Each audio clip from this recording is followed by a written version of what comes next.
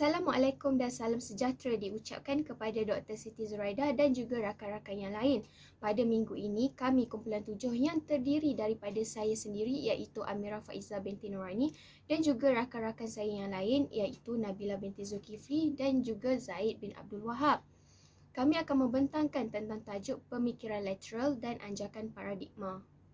Isu yang diberikan kepada kami ialah obesiti dalam kalangan remaja Malaysia makin meningkat. Hal ini dikatakan berhubung kait dengan jenis pemakanan yang diamalkan. Dengan menggunakan pemikiran lateral, berikan 3 cara pemakanan yang sihat oleh remaja Malaysia bagi mengurangkan kadar obesiti. Dengan menggunakan perkataan rawak, makan, berikan 3 langkah gaya hidup yang sihat yang boleh diamalkan oleh golongan remaja bagi mengurangkan kadar obesiti. Sebelum kami menerangkan tentang isu pemikiran lateral yang telah diberikan kepada kami, saya akan terlebih dahulu menjelaskan tentang definisi pemikiran lateral. Pemikiran lateral merupakan satu corak berfikir yang menerokai pelbagai kemungkinan dan juga pendekatan dalam penyelesaian sesuatu masalah dan tidak meneruskan dengan satu pendekatan sahaja. Cara pemikiran menggunakan pendekatan pelbagai arah dan pelbagai kemungkinan dalam usaha untuk menyelesaikan sesuatu masalah yang telah timbul. Apabila menghadapi sebarang masalah, seseorang itu perlu tahu bahawa bukan hanya ada satu jalan penyelesaian sahaja untuk menyelesaikan masalah, akan tetapi terdapat banyak lagi jalan untuk menyelesaikan masalah. Seterusnya, saya akan menerangkan tentang ciri-ciri pemikiran lateral. Yang pertama, pemikiran lateral ini bersifat generatif. Bagi yang kedua pula, mereka ini tidak berminat untuk menyoal. Ini bermaksud bagi mereka yang berfikiran lateral ini, mereka tidak mementingkan salah atau betul, ya atau tidak, logik atau tidak logik, dan bagi mereka semua itu tidak penting. Seterusnya, yang ketiga, mereka yang berfikiran lateral ini tidak suka mempertahankan sesuatu idea yang membawa maksud walaupun idea yang dijana itu logik dan mereka ini berfikir mengikut kesesuaian idea yang telah dijanakan pada ketika itu. Dan yang terakhir adalah tidak menolak sebarang idea. Mereka yang berfikiran lateral ini tidak menolak walaupun idea yang dijana merupakan idea yang tidak logik.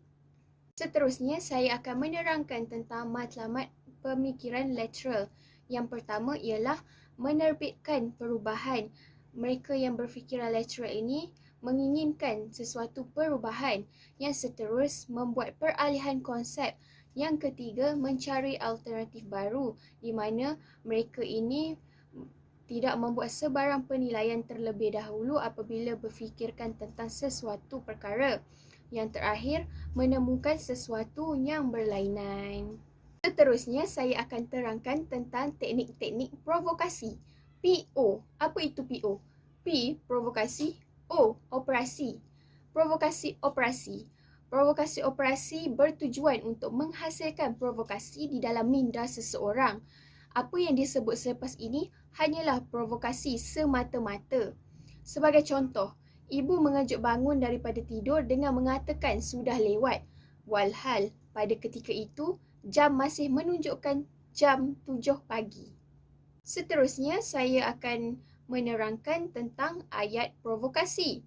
Ayat provokasi tidak perlu 100% betul di mana ianya bukan bermaksud menipu, akan tetapi susunan ayat yang digunakan tidak perlulah 100% betul. Yang seterusnya, ayat provokasi perlulah mengandungi idea-idea yang provokatif.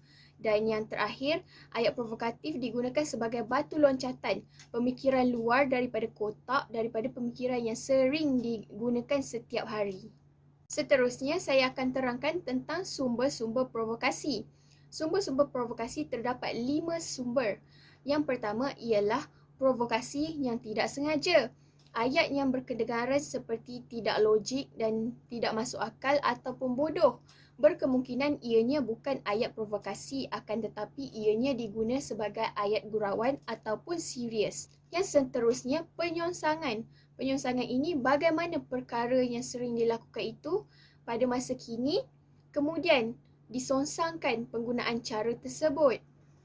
Seterusnya, sumber lari. Sumber lari adalah setiap benda akan ada ciri-ciri yang tertentu dan ciri-ciri yang perlu difokuskan itu mestilah bercirikan positif. Dan yang seterusnya, angan-angan kosong. Angan-angan yang diangankan itu tidak boleh yang biasa-biasa sahaja. Sumber yang terakhir adalah sumber gila-gila. Sumber ini digunakan ketika membuat ayat provokasi.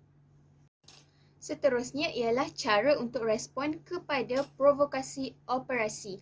Yang pertama, jangan cepat menilai sama ada idea yang diberikan itu betul ataupun tidak.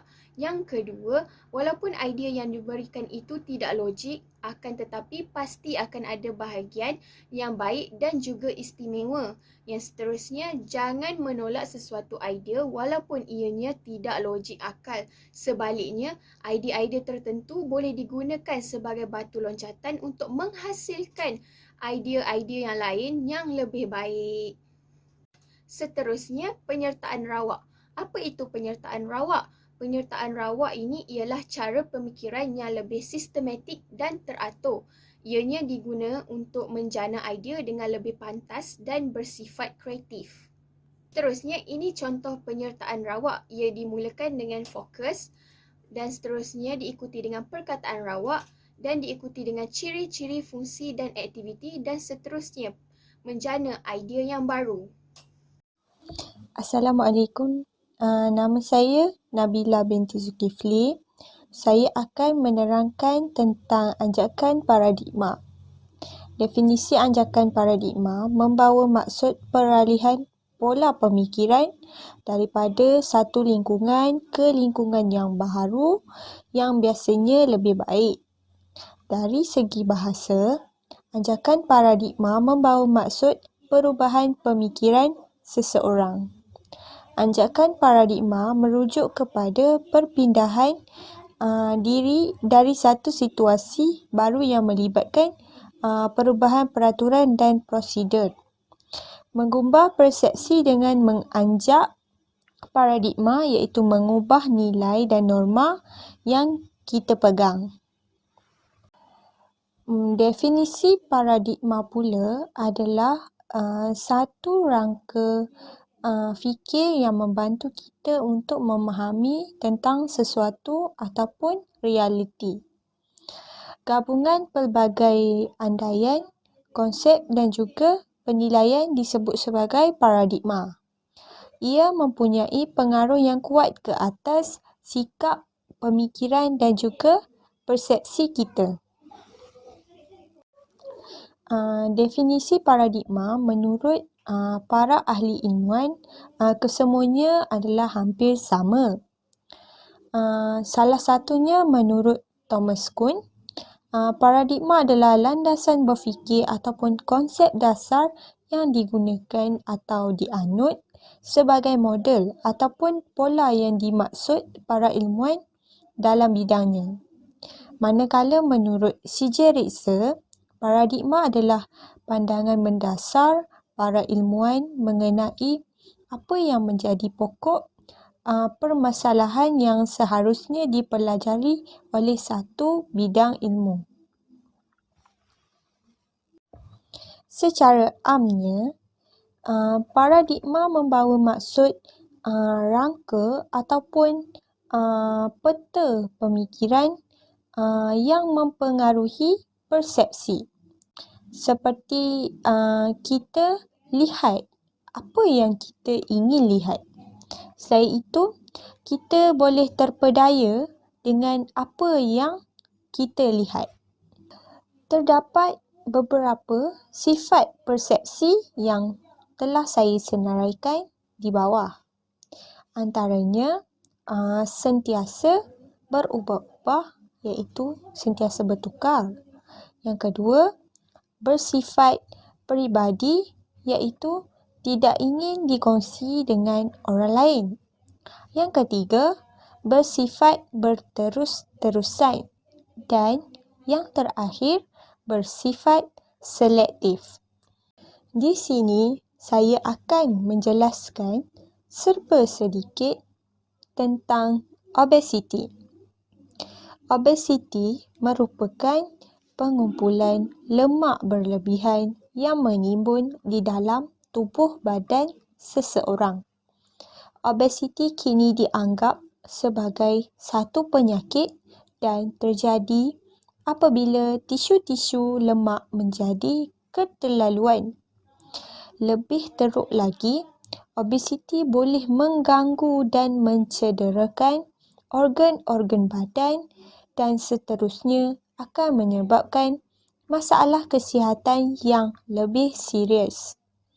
Selain daripada mengehatkan kegiatan fizikal dan sosial, jangka hayat seseorang yang menghidap obesiti juga akan menjadi semakin pendek. Ketidakseimbangan tubuh berlaku disebabkan pengambilan kalori yang berlebihan yang tidak diperlukan oleh tubuh kita. Antara ciri-ciri obesiti adalah tubuh badan menjadi lebih besar, berat badan yang berlebihan, tubuh badan yang lesu sehingga tidak mampu untuk melakukan aktiviti harian seperti biasa, serta berasa sesak nafas dan sukar untuk bernafas. Gambar di atas menunjukkan statistik bagi penyakit obesiti yang berlaku di negara kita daripada tahun 2011 sehingga ke tahun 2019. Menurut kajian, 1 daripada 2 orang dewasa di Malaysia adalah dalam kategori berlebihan berat badan ataupun disebut obes. Statistik berikut menunjukkan peningkatan obesiti dalam kalangan orang dewasa di Malaysia daripada tahun 2011 adalah meningkat sehingga ke tahun 2019. Menurut kajian juga, 1 daripada 2 orang dewasa di Malaysia adalah dalam kategori obesiti abdomen. Dalam obesiti abdomen juga menunjukkan peningkatan daripada tahun 2011 sehingga 2019. Bismillahirrahmanirrahim. Seterusnya, saya akan menjawab soalan nombor 7 iaitu pemikiran literal dan ajakan paradigma. Secara kesimpulannya ataupun secara natijahnya, pemikiran literal adalah suatu pemikiran yang menyelesaikan masalah di luar kotak ataupun kita boleh katakan lain daripada yang lain, bukan biasa-biasa.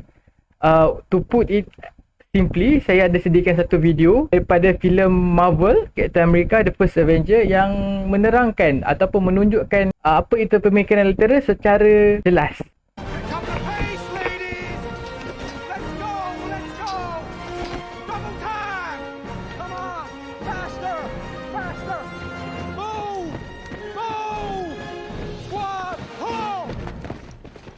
Flag means we're only at the halfway point. First man to bring it to me gets a ride back with Agent Carter. Move, move! Come on, get up there! That's all you got. This army's in trouble. Get up there, Hod. Come on, get up there! Nobody's got that flag in 17 years. Now fall back in the line. Come on, fall in. Let's go. Get back in the formation. Rogers! I said fall in!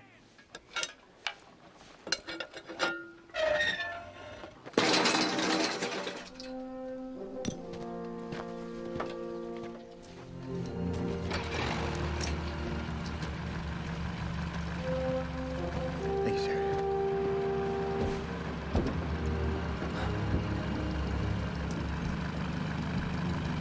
Jika korang perhatikan daripada video tersebut, ada satu pelantun askar di mana masalahnya timbul apabila ketua komander mereka meminta mereka untuk mengambil bendera yang berada di atas tiang. And dalam ramai, semua orang cuba untuk panjat tiang untuk ambil bendera tu. And sendiri daripada komander tu sendiri pun cakap, it's been 70 years and tak ada orang pun dapat ambil bendera tu. but can this person ataupun the main character in the movie, Steve Rogers, dia mengambil keputusan untuk jatuhkan tiang tersebut, kemudian mengambil bendera tersebut. Itu adalah cara pemikiran, cara simple bagaimana menggunakan pemikalan letterer atau mengaplikasikan untuk menyelesaikan masalah. Orang berfikir nak panjat tiang, why not kita jatuhkan tiang and ambil bendera tu setelah tiang tu jatuh. Seterusnya, saya dibekalkan dengan dua soalan di mana soalan pertama adalah, jadi saya dibekalkan dengan dua soalan di mana soalan pertama berbunyi, dengan menggunakan pemikiran letterer, berikan 3 cara pemakanan sihat oleh remaja Malaysia bagi menggunakan obesiti. Soalan kedua berbunyi, menggunakan pemikiran rawak iaitu makan, berikan 3 langkah gaya hidup sihat yang boleh diamalkan oleh golongan remaja bagi mengurangkan kadar obesiti. Okey, bagi pemikiran letterer yang pertama adalah menggunakan atau mencipta peti sejuk pintar ataupun smart fridge, di mana idea ataupun teknologi yang moden diaplikasikan oleh manusia untuk membantu mereka membina gaya hidup yang lebih sihat. Sebagai contoh, pada tahun 2021, itu pada tahun ini, kita telah pun ada satu teknologi di setiap smartphone kita ataupun di setiap iOS dan Android, di mana aplikasinya adalah face recognition. Untuk membuka kita punya screen phone ataupun kita punya tatapan telefon pintar kita memerlukan untuk menunjukkan muka kita di hadapan phone tersebut. Saya pasti ada di antara kita yang telah pun menggunakan aplikasi ini, di mana daripada mengisi password ataupun kata kunci untuk membuka phone, kita hanya menggunakan muka kita sebagai suatu password untuk membuka phone kita, and hanya buka untuk diri kita ataupun untuk tuan phone tersebut. Apa kata kalau kita gunakan aplikasi ini and gunakannya untuk peti sejuk, di mana peti sejuk ini akan bermuka ataupun memberi hanya certain amounts of food ataupun kalori yang dibenarkan berdasarkan individu tersebut.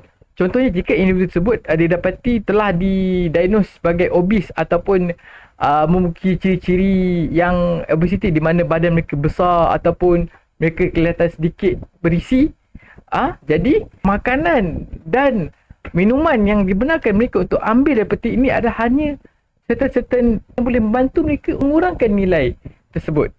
Itu apa yang saya maksudkan dengan mengira dan mengahadkan jumlah kalori yang perlu dan dibenarkan kepada individu-individu tertentu. Sebaliknya pula, kepada individu-individu yang tidak obes ataupun BMI-nya normal, mereka boleh mengambil makanan dengan sukatan yang betul, tetapi masih lagi dengan nilai-nilai yang tidak berlebihan ataupun boleh menyumbang kepada obesiti. Seterusnya adalah aplikasi mesra pengguna, di mana pengguna peti sejuk tersebut dapat berinteraksi dengan peti sejuk, di mana jika bayangkan jika sekiranya kita mengambil lebih daripada yang kita perlu, kalori yang lebih banyak, peti sejuk ini sendiri akan berbunyi mengeluarkan kata-kata semangat untuk kita meneruskan diet kita tersebut. Seterusnya adalah screen time. Bila saya sebut pasal screen time, saya pasti anda cuba dapat bayangkan apa itu screen time, di mana kalau kita mengguna ataupun pengguna iOS ataupun Android, kita boleh pergi ke setting dan membuka satu section ataupun satu bahagian di mana tertulis screen time. Apa yang dimaksudkan dengan screen time adalah benda-benda ataupun aplikasi dan masa ataupun duration yang kita gunakan aplikasi tersebut dalam masa satu hari.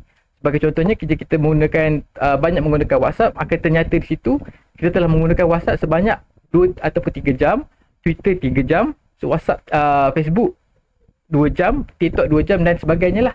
Kita akan nampak dinyatakan di situ. So, apa idea yang pemikiran letterer yang boleh diaplikasikan di sini adalah untuk mengunci aplikasi-aplikasi tersebut. Seperti mana kita tahu, remaja masa kini tidak dapat lari daripada permainan online, terutamanya kita tengah PKP, di mana kita tidak boleh keluar untuk bermain aman di padang dan sebagainya. So, sebagai ganti kepada permainan-permainan sosial di luar, sebaliknya saya yakin untuk umur ataupun peringkat remaja lagi still remaja tak, peringkat umur 20 hingga ke 25, di mana kebanyakannya pelajar banyak bermain permainan online seperti PUBG, Dota, Mobile Legend dan sebagainya. So, dengan menggunakan aplikasi ini, kita akan mengunci aplikasi tersebut, and in order to unlock those application is to run healthily ataupun berjogging ataupun bersukan, gaya hidup yang lebih sihat. Okay, sebagai contoh, mungkin ada yang tak nampak lagi. Okay, ini adalah contoh di mana screen time untuk setiap aplikasi tersebut. Seterusnya adalah, okay, kalau kita lihat di raja dalam gambar raja, selagi contohnya jika berat BMI-nya terlebih ataupun obesiti yang orang kata agak tinggi, agak membimbangkan, so individu tersebut diperlukan untuk melakukan larian sebanyak sekian kilometer, and semakin tinggi, semakin membimbangkan obesiti setengah individu tersebut, maka jumlah larian yang perlu dipenuhi untuk membuka aplikasi dalam phone mereka semakin tinggi. Seterusnya adalah dengan keep track. Mana kita boleh merekodkan jumlah larian kita pada hari ini ataupun pada minggu ini. Kita boleh tahu hari ini aku dah lari, bulan ni aku dah lari dalam orang boleh kata dalam 10 km. Jadi di situ kita boleh mengira jumlah defisit ataupun defisit yang telah berjaya dibakar, kalori yang telah berjaya dibakar berdasarkan larian tersebut. Yang ketiga adalah advertising. Advertising ataupun dalam bahasa Melayunya adalah pengiklanan. Seperti mana kita tahu, advertising ataupun iklan ini adalah sumber industri yang mendapatkan keuntungan paling besar. Kajian menunjukkan mengapa people sangat-sangat mudah terpengaruh dengan iklan ini adalah apabila sesuatu perkara menjadi satu norma ataupun kita lihat produk tersebut hari demi hari, ia akan menjadi sebagai satu kebiasaan kepada kita. Dan apabila kita melihat objek itu ataupun mendapatkan projek itu di dalam pasaran ataupun pasar raya, kita akan the tendency for us to buy those product high. Sebab apa? Sebab kita biasa melihat produk tersebut di dalam TV ataupun daripada semua-semua media yang lain. Seperti mana kita tahu untuk pengguna-pengguna YouTube, pengguna-pengguna Instagram, di mana setiap 3 kali kita buka story ataupun kita start story ke tepi akan ada satu iklan. Kalau anda semua perasan lah. And dalam YouTube pula, di mana setiap video yang hampir 10 minit panjangnya akan ada lebih kurang dalam 2 ataupun 3 di mana kita perlu untuk skip iklan tersebut. Di sini kita boleh implement this idea di mana kita mengiklankan remaja supaya mereka bergerak ataupun mendapat satu pengaruh untuk bergerak terus ke arah gaya hidup yang lebih sihat, di mana kita akan advertise on how to be healthy, how to eat healthily, bagaimana untuk mengurangkan berat badan, bagaimana untuk mengelakkan obesiti, bagaimana untuk kurus secara normal dan tidak menggunakan produk-produk yang bukan-bukan. Okey, kalau kita boleh tengok contoh, saya pasti kalau kita buka semua aplikasi yang percuma termasuk YouTube, Facebook, Twitter, Instagram, TikTok, WeChat, tak tahu, saya tak main WeChat dan sebagainya, semua ada iklan. Soalan yang kedua, di mana soalan yang kedua berbunyi, menggunakan perkataan rawak makan, berikan 3 gaya pemakanan sihat yang boleh diaplikasikan oleh remaja di Malaysia bagi mengurangkan kadar obesiti. Jadi makan adalah suatu aktiviti di mana kita perlu untuk makan, perlu kepada makan untuk teruskan hidup. Jika kita tidak makan, kita akan mati. Jadi begitu juga dengan makanan sihat. Jika tidak makan, kita perlu untuk makan dengan sihat. Jika tidak makan dengan sihat, will lead to obese, ia akan menyebabkan obesiti. Dan apabila kita ada obesiti ataupun kita ada berat badan yang berlebihan, gaya hidup yang tidak sihat, maka kita akan mudah terdedah dengan penyakit-penyakit yang pelbagai, seterusnya boleh menyebabkan kematian. Oleh itu, kita perlu makan dengan sihat bagi mengelakkan penyakit-penyakit berbahaya. Apabila kita bercakap pasal makan, saya yakin kita semua makan setiap hari. Jadi dari situ, apa yang kita harus buat untuk mengamalkan ataupun gaya hidup yang pemakanan yang sihat adalah kita perlu buat hari-hari. Hari-hari kita kena jaga pemandangan kita. Bukannya macam like hari ni kita jaga pemakanan, esok tak jaga, lusa ke laut, tahu apa dah, lepas tu putus asa. Tak boleh macam tu. So kita perlu konsisten ataupun istiqomah secara berterusan, di mana kita perlu hari-hari mempraktikkan gaya pemakanan sihat. Bukan hari ini saja, bukan minggu ini saja, bukan sebab minggu depan graduasi, minggu ni kita jaga berat badan, bukan. Kita hidup nak lama, kita ingin teruskan hidup dengan lama, nak hidup sihat dengan lama. Sebab kesihatan adalah satu harta yang paling bernilai diberikan oleh Tuhan. Jadi kita perlu menjaga badan kita setiap hari. Kalau kita nak makan hari-hari, macam tu jugalah badan. Badan nak sihat hari-hari, kena jaga pemakanan setiap hari. Okey, bagi yang terakhir, bila kita bercakap pasal makan, saya pasti setiap daripada kita, apabila kita makan setiap hari, kita tidak akan makan, ataupun kalau boleh, kita tidak mahu makan lauk yang sama ataupun cara masakan yang sama. Kenapa? Kerana jika kita makan makanan sama atau consume the same type of food every day, kita akan jadi muak ataupun tidak selera untuk makan.